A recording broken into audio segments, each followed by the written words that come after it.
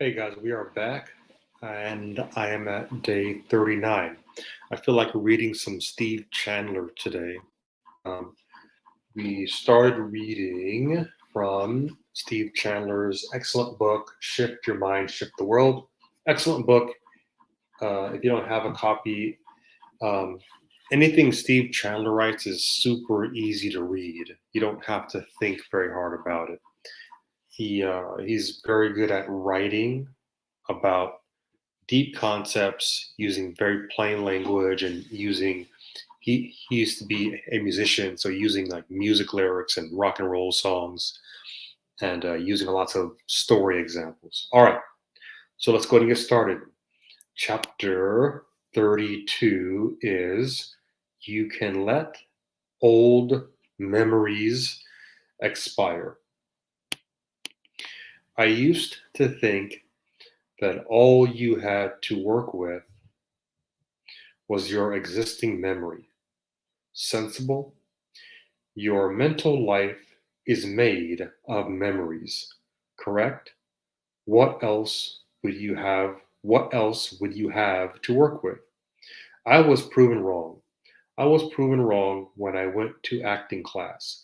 My teacher, Judy Rawlings, taught something to actors called the process, in which you made up memories. Hold it right there. How can you make up memories? Isn't that a contradiction? No, because the brain is a wonderful thing. It has something called imagination. To be more modern, we might call the process mental imaging. Now I call it creating. A teenage boy fantasizes kissing the homecoming queen, even though she doesn't know him from Adam. But the boy kisses her in his fantasy during study hall when his eyes are closed and his mouth and his math book is open. Then a funny thing happens when the class bell rings and he sees her in the hall. He blushes. Why would he blush if he never really kissed her? The answer to that question contains the secret to our creativity. So Judy Rawlings taught her actors a similar process. If you are going to blush on stage, it helps to create a memory that will trigger the blush. So we actors created past experiences for our characters to work with. With our eyes closed, we made up images and experiences that, upon reflection, felt real. If you don't like the life you've lived, imagine a new one. Shift your mind. Watch what happens to the world around you. Here's an exercise I learned from Dr. Nathaniel Brandon when I was his client for some badly needed, just in time psychotherapy. Draw a line on a piece of paper. On the left end of your line, put a letter B for birth. Then at the right end of the line, put a big D, put a big letter D for death. Then find where you are now. Don't overthink, just draw a downward slash line somewhere between B and D and have that be your now. Look at your line. How much life is left there? Between your slash and D, does it scare you to look at that? Don't let it scare you. Just let it remind you that if you want to do something wonderful, it's now or never. Rise up above that linear line. Create a new memory and act on it. Remember that living in a linear way only means that life will always be just one damn thing after another. Soon the worm, the personalized ego, gets sick and old crawling on his belly. He is now worming his way across the horizon into old age with a host of newfound fears and worries. Grumpy old man is the best front he can think to put up with. He can think to put up. But this is the story of you. This is your life when you buy into the flatliner story. Permanent, unchangeable memories, right? You're born, things happen, and you die, tragically, in an untimely way, because linear life always leads to untimely death. Unless you know you can always rise up, relax the grip you have on your memories. The mind then shifts by itself from horizontal to vertical, and you rise up. You can feel this right now. Chapter 33, Looking for the Perfect Lover.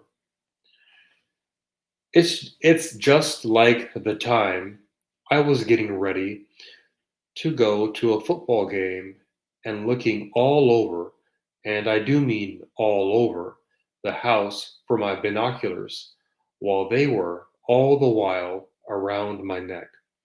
We search far and wide for the friends and lovers who will reassure us that we are worth something.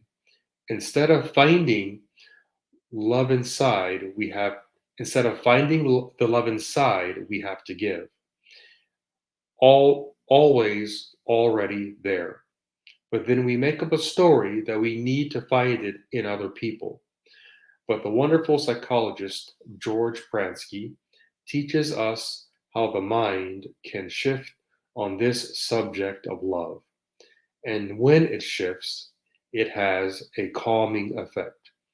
Pransky says, when anyone has even the slightest inkling of an understanding of the role of thought in creating perception, it has a calming effect.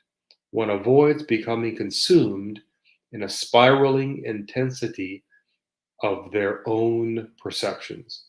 One doesn't get carried away and upset. One goes the other direction, tending to calm down, to get a little humble about it, thinking, maybe I need to take a fresh look at this. Let my intelligence behind my thought evolve my perception. See it in a more understanding, functional light. That is the nature of life, to create more options, more possibilities. Chapter 34, The Courage to Not Be Busy. I know how busy you are, someone said to me the other day. I said I wasn't. I told him that if I was, I would be making a mistake. A too busy person, a too busy person is a lazy, disorganized person. When I'm too busy, I want to realize that I'm just a gal who can't say no. My friend Jorge was confused. Wasn't the object of life to be busy?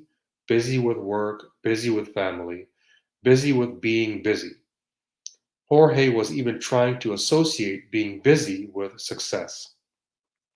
People bow down to busy. They say, wow, I heard about that new accountant you guys got. So I know you must be very busy, so I'll keep it brief. Or they say, I heard you got married, so you must be too busy to see me like the old days. So maybe we can talk on the phone. Busy is just assumed to be good, but it is not. It it isn't the good life. When I'm busy, as I sometimes am, by mistakes I make, it means I have been afraid to say no. I've been trying to please everybody. I am making myself a doormat to people out of fear of not being liked. From that busyness, I can't truly serve. I can't serve the God within or even ordinary people from there. Courage is the life force, a natural but thought obscured state. When it is not observed, it pushes the follower up through the concrete. It pushes the flower up through the concrete. The flower was made, just like we were made, to flourish. The courage to push up and break through is always already resting there, including the courage to say no to someone who was about to complicate my life. When I wrote a book on fear, it wasn't a book about how to add newfound courage to your life. It wasn't about building up your courage. You were born with all the courage you'll ever need. The trick is to allow a shift in the mind that just drops those fears you've added on top of the original courage. It might have started with worries. They're not full blown fears yet, but they're getting there. First, you notice you can drop the worries. Now there's no place for these ridiculous fears to start from. Maybe you were scared when you watched The Wizard of Oz, but soon you realized that monkeys can't really fly. Deep down in your natural courage, you now allow yourself to know that. Chapter 35. The dazzling mind shifts into systems. I was in Chicago not long ago to work with an elite leadership team at Microchip Technology, a global leader in the field of microcontroller and analog semiconductors. Very exciting. What sets that company apart is its deliberately created culture. At the heart of that culture is a commitment to work with systems and to see the underlying systems beneath everything. They emphasize the use of the word perfect when describing a system. Every system is perfect for what it produces. Once your mind shifts up to see the perfection in every system, you are in a creative enough state to produce new systems that get different results. Even if there's a situation rare at that company when customers are upset, they say, we have a perfect system right here for angering the customer. They apply this systems thinking to anything they don't like and want to immediately fix. We have a perfect system for producing poor quality products, excessively long R&D development cycles, low margins, unreliable computer networks, low productivity, high turnover, and so forth. It's all explained in the book written about this company, Driving Excellence by Michael Jones and Steve Chandler. By declaring the existence of a system, they avoid the normal human habit of blaming other people for things going wrong. Nothing can ever be fixed or strengthened that way. Their point is that you'll always get what you've designed a system to get.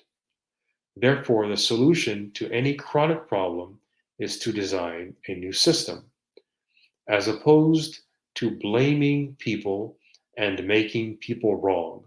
This is called systems thinking, and it's a higher order of thinking than we normally do. It asks for a true mind shift. But once the mind has shifted to systems, the world changes for the better. We are usually trapped by fear in a very low-level form of judgmental thinking. We blame others. The systems shift solves that.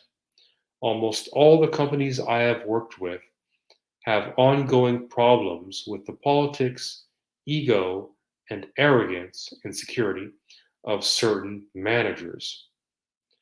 These companies feel that you're always going to have that. The price and pain of working with people.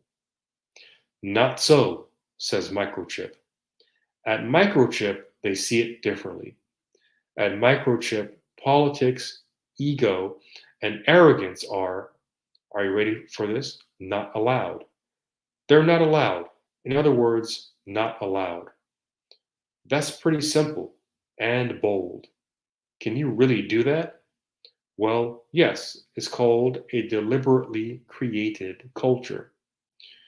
The old mindset that everyone accepts is that politics, ego, and arrogance will simply be a fact of life.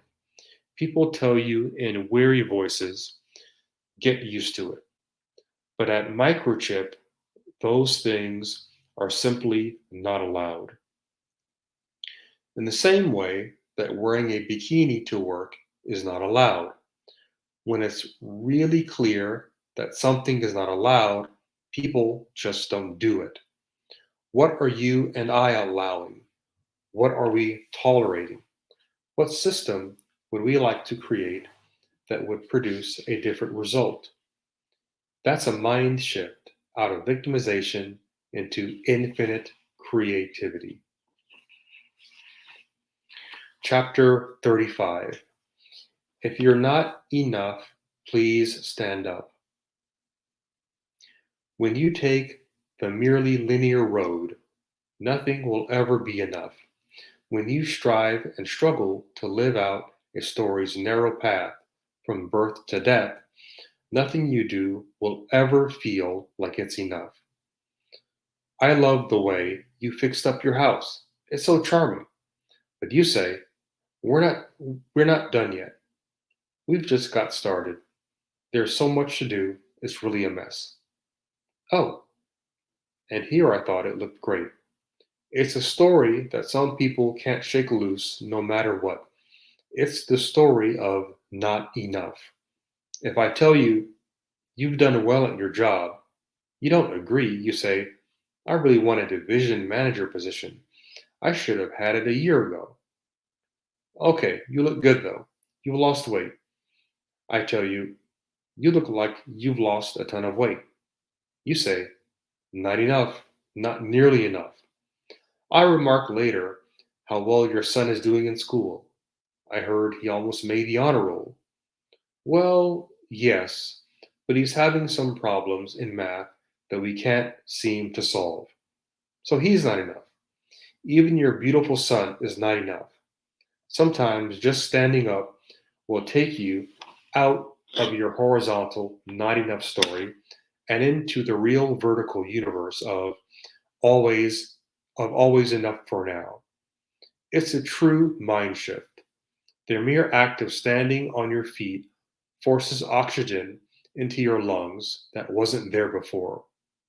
Elizabeth Barrett Browning said, he who breathes more air lives more life. Ask your class to stand and take a breath. Look how the stagnant story they were stuck in disappears, and they look so fresh and relieved. Relieved, relieved of bored thought, relieved of a mind mired in the tales from the crypt of not enough. All right, guys, so let's finish here, and I will continue with page 37, Monday night. I'm going to go ahead and end the stream. Um, I totally forgot to put up my little Work With Me Live thing, because the whole point here is I want people to jump on this show. This is my show, and work live with me on whatever it is they want to create in their lives, right? Because part of this is practice for me, right? All right, I'm going to go ahead and end this, and I'll see you guys tomorrow. Take care.